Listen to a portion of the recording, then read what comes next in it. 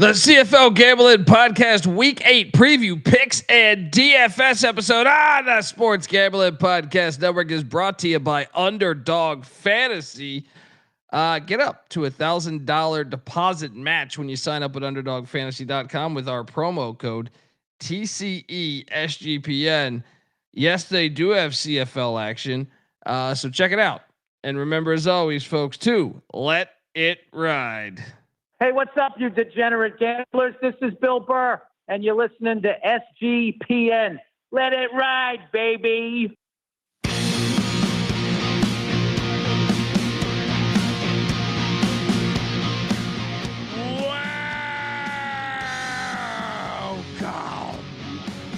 to the CFL Gambling Podcast Week 8 preview picks, DFS recap. And yes, we are the home of the huge Tits Parlay.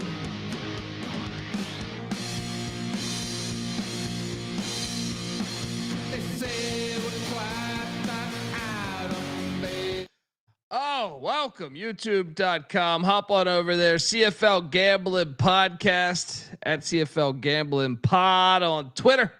Jump on over there. Because we're rolling along here. And despite having a bad week ATS, might have had a pretty fire week as far as potential futures and win totals, which I guess is a future. Look, if you're wondering who the hell you're listening to, that's fair. My name is Colby Swinging Database Dan, aka Pick Dundee. That's not a pick. This is a pick. He was raised in the land down under, where a man thinks on his feet, speaks with his fists, and lives by his wits. When Dundee happened, he was a superstar. I'm probably drinking too much and celebrating too much and not sleeping. Would have killed a normal man, but no, that's gone. The medical advice I got from that was like being hit by lightning. Pretend it never happened and get on with your life. I think we know what the fuck we're doing. Well, preseason wise. And I don't want to, I mean, watch. I'm probably going to put the hex on this for talking this much shit this early. But shout out to the chat, by the way. St. Stephen Productions in the chat. Shout out to the CFL for the most part. Oh, well, actually, 50%. I am joined by my co-host, who is the host of the Old Fashioned Football Podcast, Whiskey Football. You need to check it out. Also, the host of the UFL Gambling Podcast for another couple days. Give it up for Justin Mark, aka No Turd. Jmark, how are you, brother? Doing good. Yeah, and if anybody has not seen any of the news, that's not because I'm about to get fired from the UFL Gambling Podcast. It's the fact that there may not be a UFL. Can't have a UFL Gambling Podcast. And everyone got fired over there. It seems like they fired a lot of people that were long overdue, by the way. But can't have a podcast. I mean, I guess we could continue it and just do hypotheticals, right? Why not? Look, another week in the books. We're going to recap all those games. I did not have a very good week. 1-3 ATS, but one of the games I was wrong about, I'm glad I was wrong about in a way, because my win total over was looking closer. Not only that, my 35-1 future looking better and better and better. But once again, don't want to count the chickens before they hatch or whatever the fuck that quote is. Let's just start right in there. First game.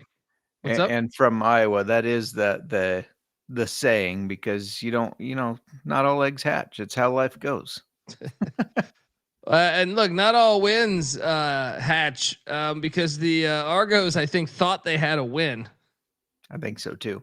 I could not believe this game because, of course, I did sprinkle the money line.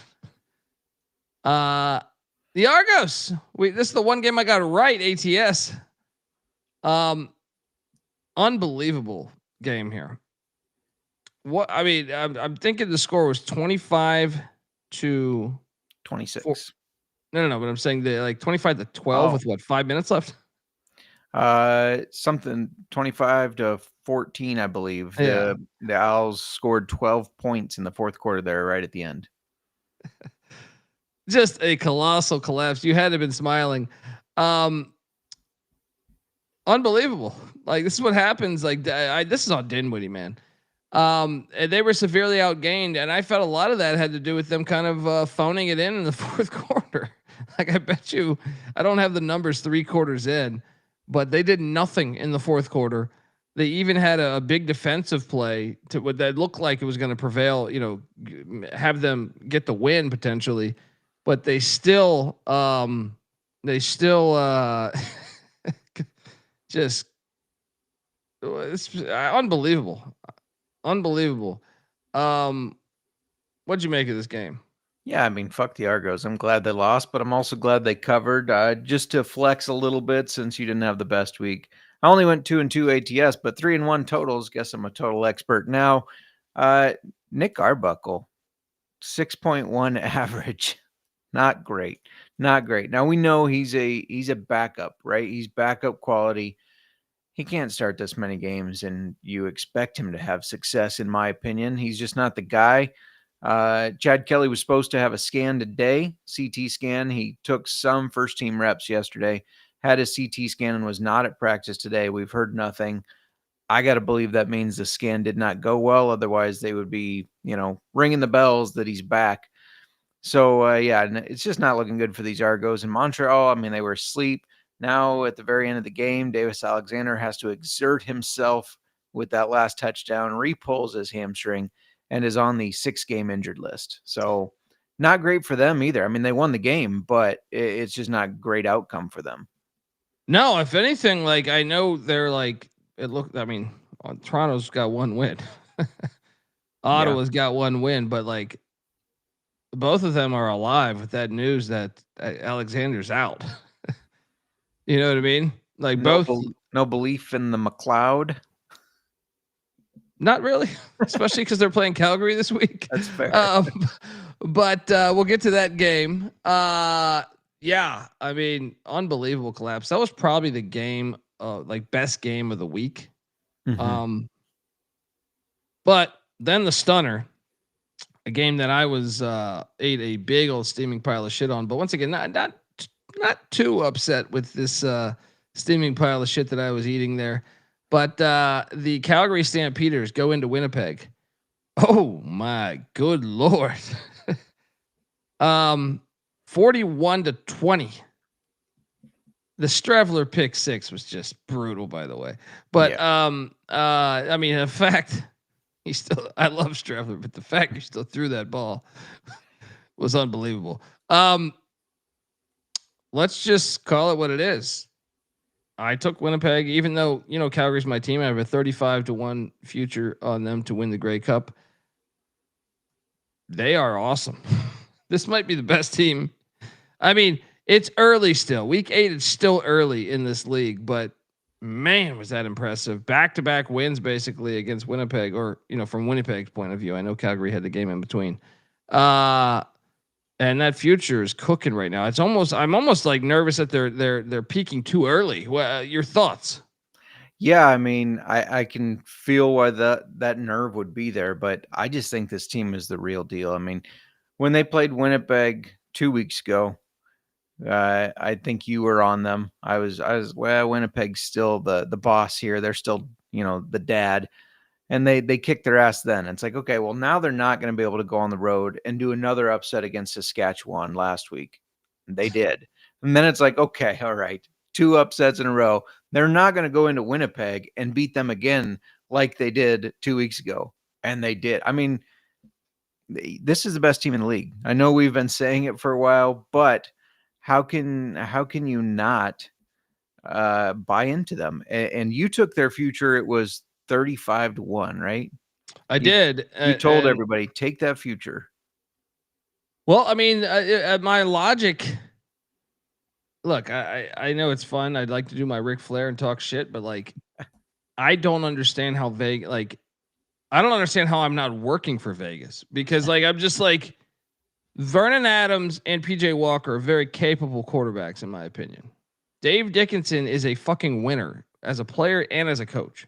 Mm-hmm. They lost so many games a year ago by such a narrow margin, and then they went out and added these players, these receivers, and they basically brought in a whole new defense with some guys that have some real good experience in this league. So like, I was baffled really, and then Vegas's odds weren't even that corrected the first couple weeks after watching them, and I was like, I felt better and better about them. Like I said, I mean, they still have to win that Grey Cup. The sport is football is crazy. Sometimes you peak super early. You've seen the Patriots lose to the Giants. 9-7 Giants knock off the Patriots team that was on the verge of being undefeated. I've seen it in college football with a bunch of so like football is a funny sport, but like I feel pretty accurate that they're the best team in the CFL. But like I just still can't get past who set their odds. Yeah, 6.5 wins. Who set that? Yeah, smash that, dude. I got way too much money going on that, but that's looking good. Yeah, right. It's almost there. Yeah, I was a little late to the party on Calgary. I mean, I was all over their over win total. I was a little late on the Grey Cup. I got it at 16-1. It's down to 3.5-1. So the books have finally caught up, it looks like. But why did it take them so long? I mean, to your point, I don't remember the stat right off the top of my head. I had it written on my notes for our preseason thing. You can go back and listen to that. But as Jake Mayer, as the quarterback for Calgary, I believe they lost, it was like 8 games by less than 7 points or something. And it was, if you think Vernon Adams is 5.5 points or whatever that average was better, then why wouldn't you assume they win those games? And that's exactly what they've shown they can do. But to a greater extent, because they're exceeding even how I thought they would be. They've been playing very, very well. I mean, you don't just go into Winnipeg and win 41-20. That's not easy to do. The only thing that scares me is Winnipeg still.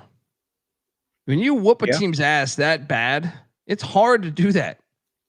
What, 3-4 times in a season? Sure, yeah. So it's like you winning at their house, embarrassing them that bad. I mean, I got like 10 text messages or DMs or whatever saying like, dude, you're spot on with this. And I'm like, yeah, I agree. But it's like that the one team, see, because I think they could beat BC. And I think the VA chip on the fact that BC sent them out the door. Oh, yeah. I like their chances in that. I think Saskatchewan's offense is kind of counterfeit. So I think the only team that really scares me because they have championship DNA is Winnipeg. And the fact you just embarrassed them at their home long term, I'm just like, let's avoid them in the playoffs. Yeah, for sure. You know what I mean? So, but what a outcome there with Vernon Adams and Damian Alford, another great DFS play, by the way. Oh, yeah. And I switched to him. You convinced me to switch to him, I believe. But yeah, that kid's on fire. And I don't see that going away anytime soon. Yeah. Yeah. Then you had the Saskatchewan BC game, which we got wrong. This one pissed me off. And by the way, Saskatchewan, same record as Calgary. So, I mean, I guess we should pump the brakes on the Grey Cup winner, even though Calgary got them. But dude, Saskatchewan had over 500 yards of offense. Yeah. That's incredible considering it's them. Trevor Harris throwing for almost 400 yards is incredible to me. I mean, BC is such a pussy team, though. They ran for like 35 yards. I feel like I can't remember the stats. I don't have it in front of me, but their lack of commitment to the run. They're just such a finesse team. I can never take them that serious. Yeah, even though Butler 9 carries for 30 yards, and he had didn't he have like over 100 yards a game before? Yeah. What are you doing? I don't understand it. Saskatchewan, though, we thought they would, start to fold, and that's a huge win for them. What do you make of BC? Let's just talk about BC for a second here, because like Rourke is at times he looks like the best quarterback in the league. The receiving core is still good. They're just such a pussy team. What do you make of them? Yeah, it's interesting to compare them to Toronto from last year. Chad Kelly suspended for 8 or 9 weeks, whatever it was. Kadeem Carey was running the ball great, right? James Butler, great running back, or I guess in Toronto, then Chad Kelly comes in, they stop running the ball. James Butler, great running back, but it seems like they look at it as like, well, Nathan Rourke's the highest paid player in the league. He's this quarterback we have to feature. So let's just put it all on his shoulders. Let's not care about running the ball. And they're not going to win like that. I think more of this game, it wasn't so much to me that I thought, wow, Saskatchewan's a good team. I thought, wow, BC is not that good of a team. They are fraudulent. I don't think anybody should be scared of them. I think there's going to be games where they pop off and have a lot of points, but I think they're going to end up losing more games than they win. And I just am not big on this team anymore. Yeah. Right now they would, what? If the season ended today, what Saskatchewan and Winnipeg would be playing, but with the East so bad, I think BC would be in, correct? I believe so. Yeah. Yeah. I don't know. They just play pussy ball, dude, every year. Then you had the Sunday game, which we got to talk a lot about this. I mean, CFL, if you're listening, which I'm sure you're probably, you think you're bigger than the huge tits parlay, but you're not. All right. I just can't get past that penalty on Amos. Right? No. I mean, the league is so pathetic, and those fucking announcers are all fucking yes men. Oh yeah. The quarterback Drew Brown had the fucking ball in his hands, man. That was not, and to hear Bob Dice talk about we got to kick him out of the game. Fuck off, dude. I can't believe the state of we're in with football. Like, it honestly, it makes me not want to watch the game when I see a play like that. I thought it was a very good play. I thought it was a football play. I didn't think it was anything malicious. No, not at all. Drew Brown is such a fucking, like, let's call it what it is. That motherfucker gets injured if the wind blows.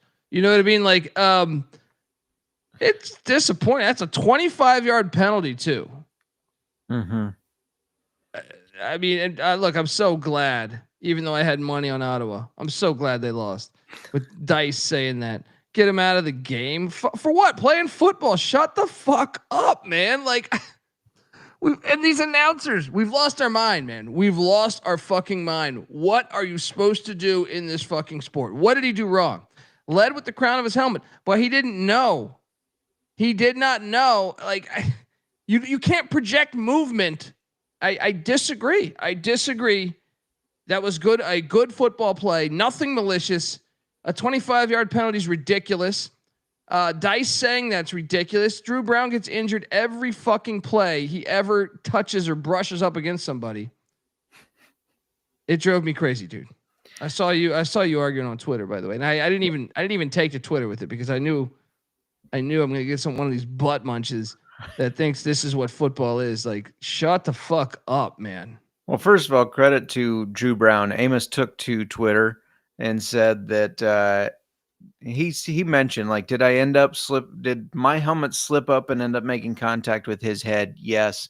But he said, but the people calling me a dirty player, that was not a dirty play, blah, blah, blah. Shouldn't even be a penalty. I agree. Shouldn't even be a fucking penalty. He's playing football. Nothing was malicious about it. Well, and credit to Drew Brown. He quote tweeted or commented, I don't remember which one, but he said, yeah, I agree with you. That was not a dirty play. It was a football play.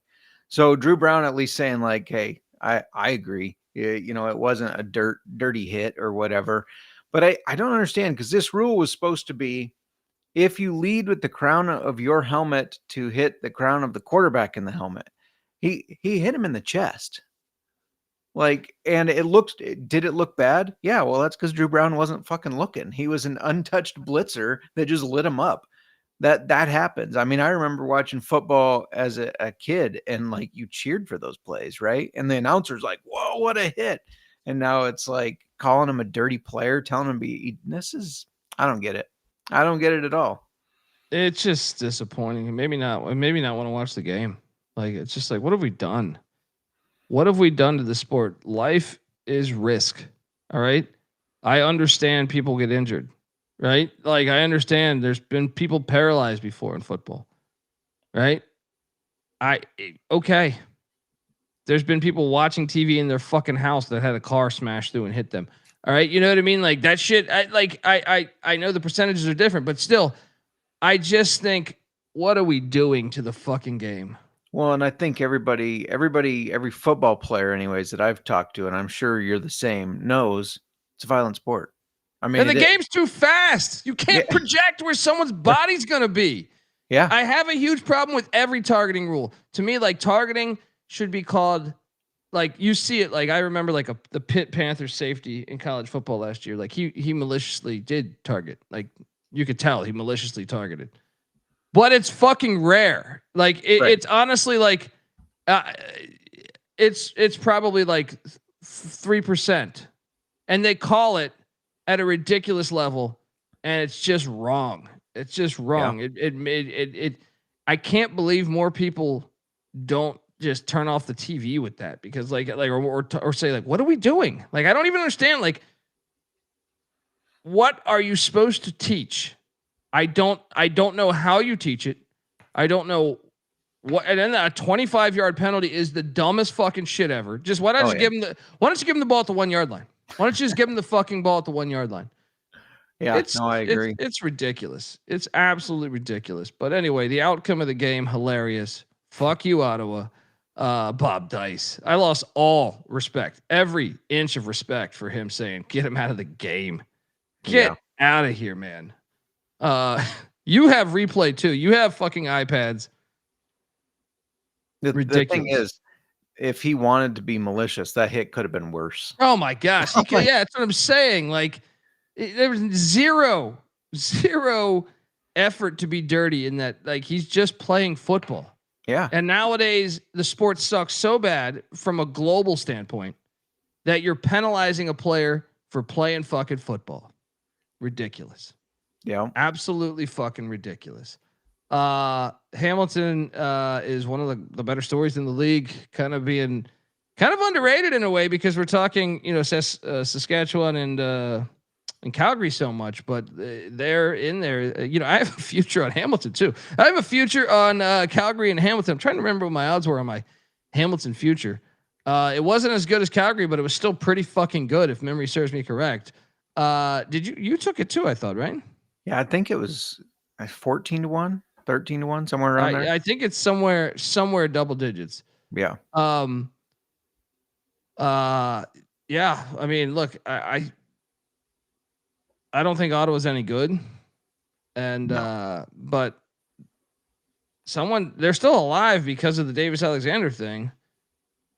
I mean, Hamilton's going to run away with this division with Davis. I mean, unless McLeod Bethel-Thompson could turn back the clock or something, or they still have Caleb Evans, right? So they do, yeah. Any other takeaways from that game? No, just that this, it's unfortunate that Drew Brown can't stay healthy, because I actually think he's a good player. I think he could have brought a lot to this team, but the health just isn't there. I don't think that they're going to win many games with Dustin Crum. I like Dustin Crum too. I mean, he's a physical dude, but I just don't think he's a very good quarterback. Yeah, me neither. I mean, he's kind of like your guy at the goal line. I just am so disappointed that those announcers don't speak up. No one has any fucking courage these days, in my opinion. Like, and if they do, they get fired. But I still think there's something, more to it. Your respect, like for them to say, like who the fuck were on the call that game? Because like it was so bad that I was like, they're sitting there saying, oh, that the guy was making the case for him to be ejected. Yeah. Like what? I'm like, what are we doing? What are we doing? These are our experts we're supposed to listen to? Stop. They should be fired, in my opinion. Both of those announcers should be fired. They were so bad. The refs should be fired. Well, no, the refs are calling it based on the bullshit, but still fire them anyway. Send a message. The announcers absolutely should be fired. And Bob Dice, frankly, should be fired too, because he's a terrible coach. Yeah. Anyway, let's get to this upcoming week. But before we do that, I want to let you know that the CFL Gambling Podcast is brought to you by, the Sports Gambling Podcast. We are part of the Sports Gambling Podcast Network, and the Sports Gambling Podcast is back with their 32-team NFL preview series. They're also bringing back the phrase that pays. Each episode, they'll give out one word of a 32-word phrase. Submit that phrase for a chance to win $1,000 circa future. So do that and let it ride. We're also brought to you, speaking of Circa, brought to you by Circa Millions and Circa Survivor. The world's greatest sports book, Circa Las Vegas, is hosting the world's biggest pro football contest. Circa Millions, Circa Survivor, Circa Grandissimo, all. You got to get in on one of them at least. All with over $21 million in guaranteed prizes. You can't call yourself a true DGen if you're not competing in the Circa football contest. Also, come hang out with the Sports Gambling Podcast guys and myself and Ryan McIntyre from the College Football Experience. August 21st to August 23rd, we'll be doing a bunch of live shows for Week 0 college football, open bars. Plus, you get 15% off your Circa stay with our promo code SGP15. So what are you doing, folks? The contests are open for everyone, too. Sign up in Nevada, play from anywhere with the help of SGPN's official proxy. Go to footballcontest.com. Use the promo code SGP to get $50 off your proxy fees. We're also brought to you by Underdog Fantasy. Underdog Best Ball Mania has been happening all summer long, giving away $15 million in prizes, including $2 million in first place. There's no waiver wires, no arguments about trades. Best ball is the best way to play fantasy football. So sign up. And when you do, use our promo code TCESGPN to claim your special pick plus first time deposit offer up to $1,000 in bonus credits. Yes, they do have CFL action. UnderdogFantasy.com, promo code TCESGPN. All right. We are back. Shout out to landscaper Bob. Right. And shout out to St. Stephen's Productions. See, this is what I'm talking about, though. The CFL is so out of touch. I just feel like as a society, we're so out of touch with it, man. Like, I don't. The sport is really, like, in my opinion, and I know I like to bitch, but it is. I'm talking globally. I'm not talking CFL. The sport of football has never been worse, in my opinion, as far as like. We keep going further into these rules that no one has any fucking clarity on. What a targeting here is completely different from a targeting there, and it makes no fucking sense. And we just have it in the game to have it in the game. You don't know how to teach it. You don't know how to correct it. The game's super fast. Every idiot watching this fucking sport, you know, that has never played the game has no idea how fast the game fucking plays. And I just think we've lost our minds. We've lost our minds on this shit.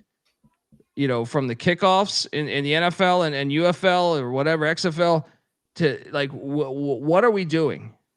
Injuries are still going to happen. And I would argue that the forward pass is just as fucking violent of a play because your receivers are all in putting themselves in spots where you can get really hurt. So what do you want to do next? You're going to take away the forward pass? How come no one ever says that? And I'm not lobbying for that, but it's so inconsistent from each fucking point. It's a bad, like the sport is suffering greatly because of this. And everyone's just like, okay, yeah. The people in charge suck on all levels. College football, NFL, high school football, CFL, UFL. These people suck. They don't know what they're doing. Yeah, no, I mean, I agree. And it's football. I mean, if you look, I was thinking back to the NFL game. I believe it was Chiefs Niners when Fred Warner went to run out onto the field and tore his ACL or MCL, whatever it was. It's like those non-contact injuries seem to happen more often than the contact ones, the serious ones anyways. But my favorite call that they've gone to is he landed on the quarterback with his body weight. I'm a big dude. Can't do that. I'm not as big as those defensive linemen, but I'm a big dude, and I know when I fall, I'm falling. There's no levitating to not land where I'm going to land. So that one always kills me. It's like, what is he supposed to do? Well, and the double standard too. You play on like so many of these things. They used to play on grass, and by the way, some of that grass was high grass. Yeah, right. Like Heinz Field, even higher than that. Well, it's such a double standard because you play on artificial turf where injuries happen. This is not my opinion. This is a fact at a 40% higher rate. I mean, depending on, you can find data that says 36%. You can find data that says 41%, depending on the year they research, but we know it is. And if you've played on it, you know that, right? Yeah. And also What happens? Why do they put the NFL Combine in Indianapolis at Lucas Oil Fieldhouse or whatever the fuck that stadium's called? They do that because the game is faster on artificial turf. It is faster. Well, you don't want the game to be faster because the collisions are harder. It doesn't make any sense. They're just all not consistent. If you wanted the game to be safe, you would play more on grass and more on high grass and more and outside where the chance of weather will slow down the fucking game. It's just not consistent on all this shit. It drives me crazy, man. It drives me absolutely crazy. Poor guy is just playing football, and we penalize him. And Bob Dice sitting over there saying, "Get him out of the league." You know what I mean? Let's kill that guy. Let's get him out of the planet. Ridiculous. Shout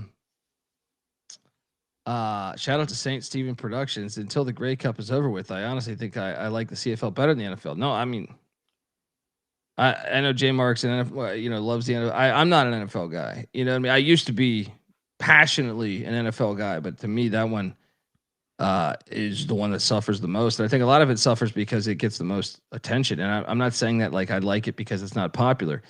I think they overdo it because so much money's involved. And I think that I think it's the worst version, honestly. Like the athletes are the best, but it's the worst version of the sport because it's so overdone.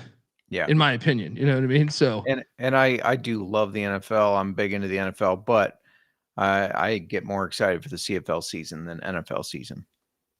Yeah, I mean, look, I get it. I mean, if you're a fan of a team, I would, it's tricky. You know what I mean? It's tricky I was a, Redskins fan. So, I mean, when your team gets stripped from you, you know what I mean? But it's not all that. It's the kickoff. It's everything. I can't stand Roger Goodell. I can't stand these moves. I can't stand the NFL owners, to tell you the truth. I think they're all full of shit. You know what I mean? Like they always demand like a new stadium every 20 years. They want the city to pay for it. And it's like, why? Our best stadium is Lambeau Field. That shit's and Soldier Field. Those shits have been out there forever. Right. And it's, I mean, we could go down a rabbit hole. I could talk for a long time. To me, like the best stadiums in America are like, the Rose Bowl and shit and it's like, well, that's over 100 years old. Right. But if you go there, anyone that goes there, with the exception of getting into the fucking place because of traffic, you'll say, man, that's the most beautiful fucking stadium, inside and outside. Right. Or, they'll put it up there with the best. There's documentaries about this shit. You know what I mean? LSU Tiger Stadium, Neyland Stadium in Tennessee or something. So like, I don't know. It's just ridiculous. But we got to move on because we're going to get into the fact that the Bears won't be playing at Soldier Field for too much longer. So then I'll get pissy. Yeah. So yeah, disgusting. Shout out to Landscaper Bob. Redskins are bust. Amen. Look, let's get into it because I do have slides. All right, and there are games, and hopefully they won't be determined by ridiculous calls. Game 1 tomorrow night in Montreal without Davis Alexander. Heading into Calgary, take on the red hot Stamps. Calgary's laying 7, the over under at 49.5. I mean, why does this seem so easy? Why do I feel like they're just baiting us to take Montreal? I can't do it though. I can't. Like, I am intrigued to see what Montreal's defense can do against the Stamps, but like, you're telling me McLeod Bethel-Thompson has not looked good the past 2 years. No. I have to lay the 7, but I feel like everybody and their moms is going to be on Calgary -7. I hate this. I'll take the over as well, but give me the Stamps. It's chalky. It's just, I don't have a good feel for it. What are you doing here? Yeah, no, I agree with you that it feels fishy. It feels like a trap. They want you to take Montreal, and I think a lot of people are going to. And I do think Montreal has a good defense, but so does Calgary. So I don't think McLeod Bethel-Thompson is going to be able to do enough to win this game. And Calgary, I mean, how can you fade them? Winnipeg, Saskatchewan, Winnipeg, 2 of those on the road. Now they're back home. I can't fade them now. I faded them last week. It's such a great letdown spot. But I'll tell you this. If Davis Alexander was playing this, I was all over Montreal. Yeah. It's just like Bethel-Thompson looks so old in the times we've seen him play. I gotta take Calgary. I don't love this. It's probably the game I like least the entire weekend, by the way. I think your better play is the over. What are you doing on the total? I like the over as well. Yeah, I think both teams will put up some points. I could honestly see Calgary routing them, though. Do the same thing they did to Winnipeg. Winnipeg's got a good defense, and Calgary, I could see a 41-20 type game. Yeah. Take the over. It's the best play on the board. I mean, I still might ride the Stamps just because I'm a fucking maniac. But I mean, shout out to Landscaper Bob saying, my bad. Damian Alford, 2 touchdowns. What's that prop? Is that out there? I think so. I'll look it up. Yeah. So yeah, we're both on Calgary, both on the over. The over is the stronger play though. Friday night, the Edmonton Eskimos are heading into the Wales Regina to take on the Roughriders. This line's ridiculous. Give me the Eskimos. I cannot. What did we say last week when they gave us a 10-point spread? And then Toronto should have won outright. Right? I will never. You got to have like fucking Rocket Ishmael back on the Argonauts for me to consider like what? Load up on the Eskimos. Sprinkle the money line, right? Like what? 10? I know they're terrible, but come on, man. Give me the 10 points. Lock. What are you doing here? Real quick, Damian Alford, 2 touchdowns is only 5.5 to 1. The books have caught up. I mean, that's not a good enough price to me. I still like it, but yeah, no, I agree with you. That my one question on the Eskimos is when do they go to Cody Fajardo? Because they have to at some point, right? No, these idiots have no idea. I mean, it should have already happened. Yeah. Agreed. It just at what point will it be this game? I don't know. But yeah, 10 points is too much. I don't care who it is. It's way too much. Yeah, Saskatchewan just looked really good. The 500 yards of offense. I get it, but just with the way this league it's a pass happy league. It's motivated to score more points type of league with the rules, especially the last 3 minutes. I'm not taking a team that's a 10-point underdog. So yeah, give me Eskimos. Especially when Saskatchewan's offense. I know they're playing better this year, but they're not 100% consistent. It's not like we're watching the greatest show on turf there.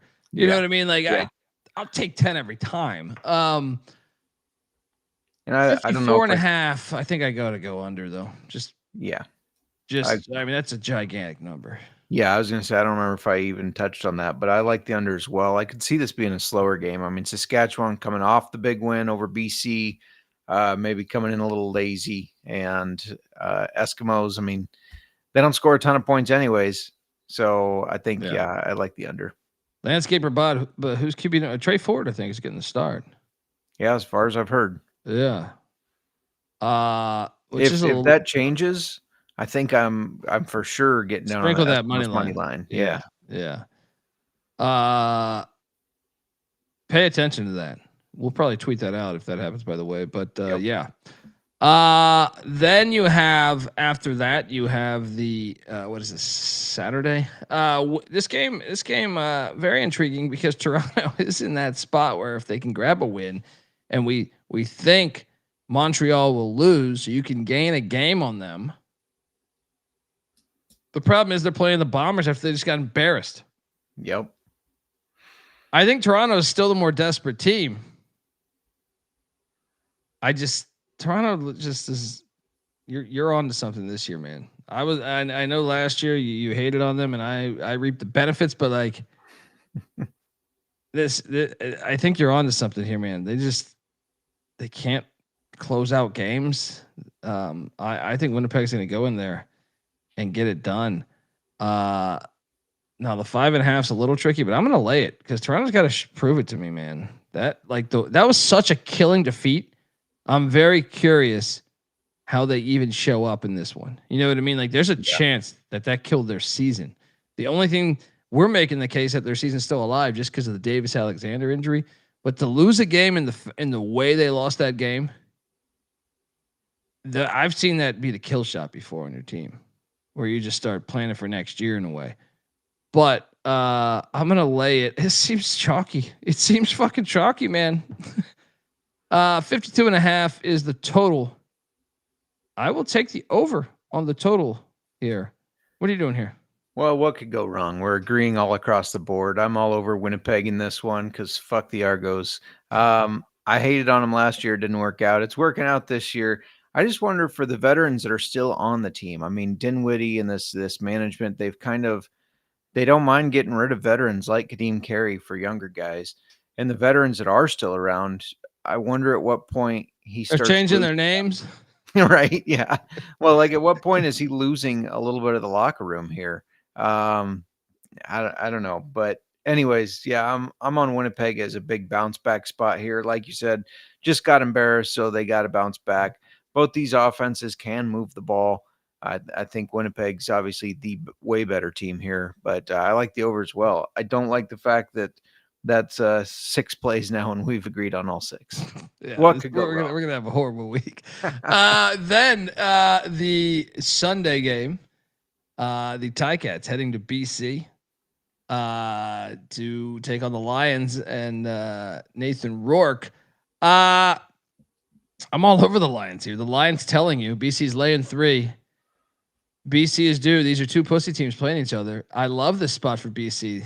Pussy on pussy means the bigger pussy wins. And that is the BC Lions, in my opinion. I'm going to lay the 3. I actually think this is one of my favorite plays on the board here. I'm gonna, like between the Eskimos plus 10 and this, you could talk myself into that as the parlay, but I'll throw that in my huge tits parlay. But the 55.5 total, I will also take the over in that as well. What are you doing here? About time we get a disagreement. I am all over the Ticats money line because, like I said last week, what I stepped away from that Saskatchewan BC game, I stepped away thinking the BC sucks. I don't think they're very good.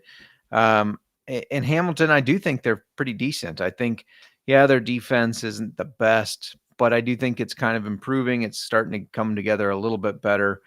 And I just think this is going to be a battle that they win. And I actually like the under. Something about this number where you have these 2 offenses that tend to I can see the under. I can see the under. I can see that working out. It's the total I probably trust the least out of all the games. Okay, finally we got some difference, but we needed that. yeah. Okay. Well, there we go. Folks, look, we're going to get to our huge tits parlay here in a second, but before I do that, I want to let you know that the CFL Gambling Podcast Week 8 style is brought to you by mybookie.ag. Yes, MyBookie is your place to bet on every single sport, including all the summer sports, MLB, CFL, WNBA, golf, tennis, racing, and of course, college football and NFL futures. MyBookie accepts customers from a ton of different locations as well, even outside of the States. You can easily deposit, get lightning fast payouts using crypto. So head on over to mybookie.ag. But when you do, use our promo code TCESGPN for 100% deposit match up to $1,000. Terms and conditions apply. Of course, that's mybookie.ag. Promo code TCESGPN. We're also brought to you by Rhythm. You probably heard me talk about Rhythm before. Well, they just dropped a new game-changing feature called Power Trends. These are AI-detected patterns where Rhythm's model has consistently won and has a very high ROI. Think like a strikeout prop that wins 59% of the time when the line and win probability hit a certain range. Power Trends are updated daily, exclusive to Rhythm and Rhythm only. No touts, no noise, just clean data-backed bets, baby. And the MLB Power Trends, 254 and 147, a win rate of 63% and an ROI of 4.5% the last 400 bets. WNBA Power Trends even better, 35 and 20 since they launched, 64%, just about 20.7% ROI. What are you doing? Download the Rhythm app, check out Power Trends, and start betting smarter. You know damn well we will be. Get your free 7-day trial period today. SportsGamblingPodcast.com/rhythm. That's RITHMM. That's SportsGamblingPodcast.com/rhythm. All right, we are back. And I did not have slides for this. I've been at ACC Media Days. So once again, 2 weeks in a row, no huge tit slides. I sincerely apologize. And may the Schwartz be with you. But I am gonna. I feel like this is actually the most probable huge tits parlay of the season. Pick Dundee will be betting. Hear me out. Put 50 Americans on the Calgary Stampeders money line. The Winnipeg Blue Bombers money line. The BC Lions -3 and the Edmonton Elks +10. You throw $50 on that, you make $497.26. That is my Pam Anderson huge tits parlay. Buddy, I actually feel pretty good about this one. So what could go wrong? What do you? Let me cue up the music for you. No turn, Jmark. Give it out as huge tits parlay, folks. If they're not big enough, fake them. What's up? Fire away with your huge tits parlay. You're on mute, brother. Yeah. That's a weak tits parlay, by the way. Right. give me the stamps, but not that money line stuff. Give me the stamps -6.5. Give me the Bombers -5.5, and our one play that we differed on. Give me the Ticats money line. $50 gets you 419.38. It's plus 739. So let's go. Get in on that action. And shout out to the Breadster who tuned in and said, "These guys any good at the CFL?" Well, pretty good. I did have the Argos winning the Grey Cup last year. Now I do have the stamps. I have futures on the stamps and the Ticats. Right now, I think that would be the chalky Grey Cup, right? Yeah. In a good spot. Landscaper Bob says he misses the Baywatch music. Those pricks sued me though. All right. They don't have enough money. Fucking most watched show ever. That was my favorite part of going abroad.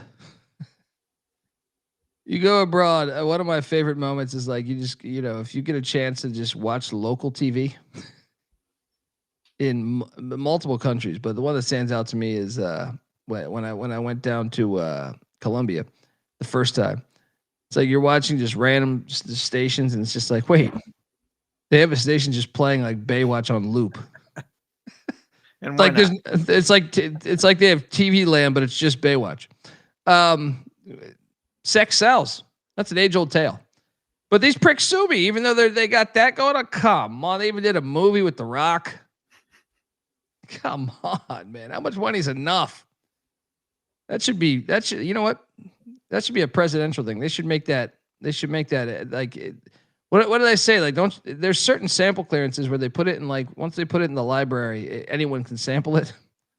Right? Yeah. I feel like that Baywatch has reached that point, right? Like, if anything, they should put like the silicone of the entire cast in the fucking Smithsonian.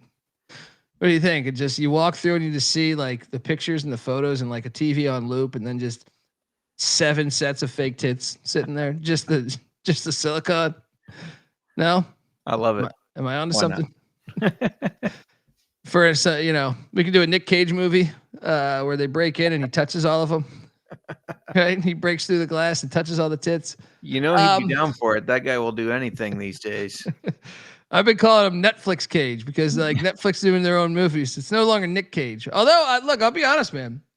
That like mushroom farmer movie he did, yeah, that shit was good. I didn't expect that to be good, but that was I kind of like some of these. He is playing John Madden. I'm very weary on that one in the next year, but yeah. All right, let's get to DFS before we talk about the National Treasure movie where he breaks into. We could do this movie where he just he jumps in, he breaks in. I mean, come on, man. Throw Danny DeVito in there. He's a perv. He's trying to touch a bunch of fake tits that used to be on models. All right, he'll be all about that. And I love Danny DeVito. Don't get me wrong, but come on, we know that. It's just sometimes life deals out, what you are. You know what I mean? Like, I just feel like that's a guarantee. That's a guarantee. I felt pretty good about my DFS lineup. But then again, I did go 1-3 last week. I actually couldn't turn in a lineup, so I am coming off a winning week in DFS. Because 2 weeks ago I did cash. Also coming off of a winning week. Oh, there we go. Finally won some cash. There we go. So at the quarterback spot, it was interesting, man. I originally was going to go Rourke. That was the one I had pinpointed. But then I said, no, Vernon Adams is too cheap. But then I did my lineup, but I had extra money, and I said, well, Montreal's defense is good. Toronto's is not. So give me Zach Calleros for 10 G's. That's my play. What are you doing here?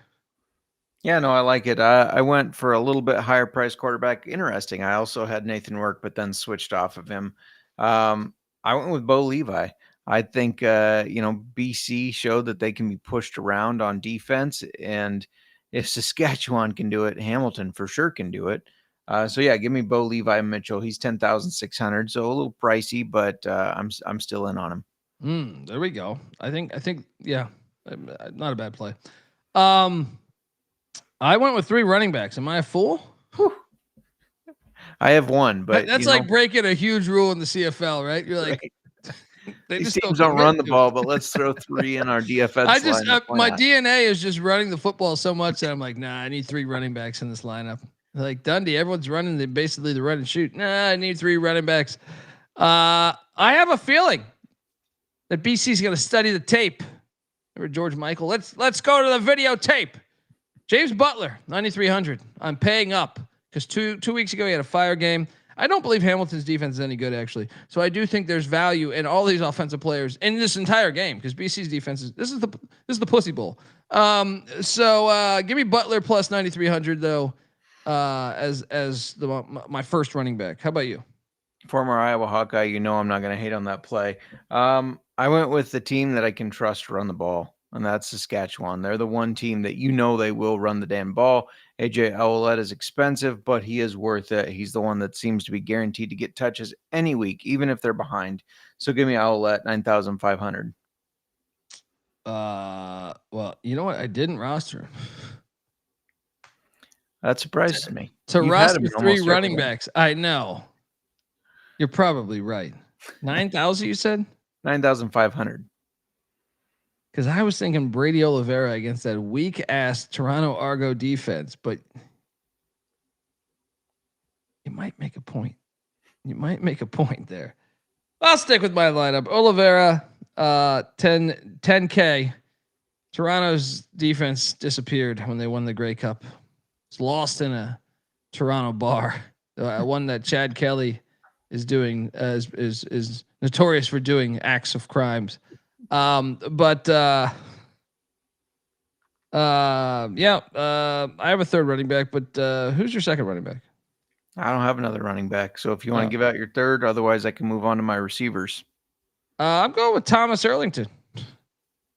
The Alouettes back. Calgary's rush defense improved, but still not super elite. I think he'll be able to get his at 6,200. Load me up. Come be a part of this running back delight I got going here. Give me your highest price wideout. Yeah, and Brettster's saying, why only 3 downs? It's how football started, right? In the CFL, which has been playing since like the fucking 1800s. They've had it that way for years. Yeah.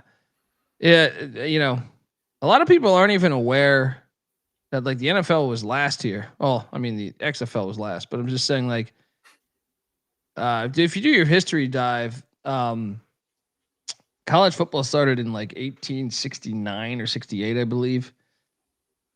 I believe the CFL's first games, like the Argos and a couple other teams, they were not considered the CFL at the time, but their franchises were playing games in the 1870s.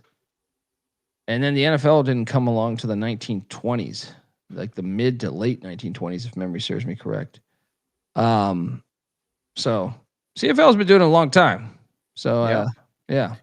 My most expensive wideout for BC, it's Aiden Eberhardt. He's coming off 31.5 points, 105 yards, 6 catches, 2 touchdowns, maybe chasing the points a little bit here, but I do think BC will be able to move the ball some. So, yeah, give me Aiden Eberhardt. He's 8,300. Interesting. I don't change horses midstream, Jmark. Damian Alford, 6,200. I might vote for him for Canadian Prime Minister. All right, assuming he resides there still. Did you roster Alfred? I talked to him last week. Tell me you veered off the fucking path again, and I gotta correct you again. Of course not. I mean, he's on a hot streak. You can't quit him now. 3 weeks ago, 10.2 points, but then 2 weeks ago, 36.6. Last week, 21.9. Still 6,200. That's still too cheap. Yeah. Did I like him more when he was in those 3,000s? Of course, but yeah, gotta have him. Yeah, and look, the guy that you got rid of for him last week, my boy, used to play at Houston Christian, formerly Houston Baptist. If you're not familiar with Houston Baptist, they were D2 not long ago. They have a CVS in their fucking stadium. I shit you not. Google Houston Christian Football Stadium. A CVS. You can get that big ass receipt that CVS gives out. What? You don't even hit the vendor. You're like, I'm gonna go hit the CVS, get a Powerade.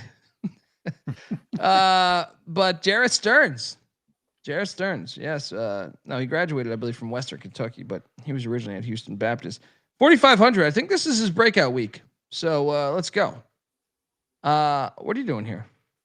I have everyone but defense. I've given out everyone but defense. So all right, I got 2 wide receivers. I almost went with Stearns as well. I think that's a really good play. Instead, I went with Curly Gittens Jr. I think he's starting to get some mojo going with Trey Ford. Now watch him switch quarterbacks and it won't matter. But 2 weeks in a row of double-digit fantasy points. So yeah, give me him. And then I like to stack with my quarterback. So I was looking at what I had money for that. Couldn't afford Tim White, couldn't afford Kenny Lawler, and I did give out Kenny Lawler plus 750 first touchdown on VSiN last week. Oh, you did, and that thing cashed. Yeah, so what was that? What were the odds on that again? Plus 750, 7.5 to 1. Let's go. But I couldn't afford him, couldn't afford Tim White, so give me Keandre Smith. He's kind of their big play guy that's not named Kenny Lawler. He had 11.1. He's not going crazy, but double-digit points and only 5,300, which is what I could afford. So yeah, Keandre Smith to stack with Bo Levi. Like it. And 7-1, folks, get on over there. Give Jmark Football on Twitter a follow, private message the man or something. Just don't, no dick pics, please. I'm speaking on behalf of his wife, right? Defensively, I have a surprise play. Hot shot. I thought we would have the same, but let's hear it. Stamps. Yeah. McLeod Bethel-Thompson. So one of the worst ranked defenses are from the point system, Yeah. This is what's even more confusing. Let me just load up. If you look at your best defenses in the league, okay, yardage wise, they're second worst. But points wise, they're the best defense in the league. So, I mean, why would you not at 3,600 play? And they have multiple defensive touchdowns on the season. So yeah, Stamps plus 36 or what, $3,600. Yeah. What are you doing here? Same thing. 3 sacks in each of the last 2 games. They did have 4 interceptions, obviously, last week. They had 2 interceptions 2 weeks before that. Fumble recoveries 2 weeks ago. I mean, this defense is playing almost as good of a level as the offense is. Yeah, they give up some yards, but they have that bend, don't break rule, right? They're not giving up the points, and they're starting to force the turnovers. That's just seeming to start clicking now. So, yeah, it's hard to fade them, especially because Davis Alexander will not be taking the snaps there for Montreal. So yeah. Hard to fade them, hard to fade us, because we're a couple of geniuses when it comes to the CFL Gambling Podcast, the home of the Huge Tits Parlay. Folks, that's our show. Enjoy the games. We will be back next week. Jmark's on Twitter at Jmark Football. Check out the Old Fashioned Football Podcast and what's left of the UFL Gambling Podcast. I'm on Twitter at the Colby D. The CFL Gambling Podcast is on Twitter at CFL Gambling Pod. Also check out the College Football Experience on Twitter at TCE on SGPN. Appreciate the chat. Appreciate everyone as we ride on to another Grey Cup. Hey, CFL, listen to what the fuck we say. Don't continue to ruin the fucking game. Someone's got to stand up at some point. Someone's got to stand up. This could be you. Besides us.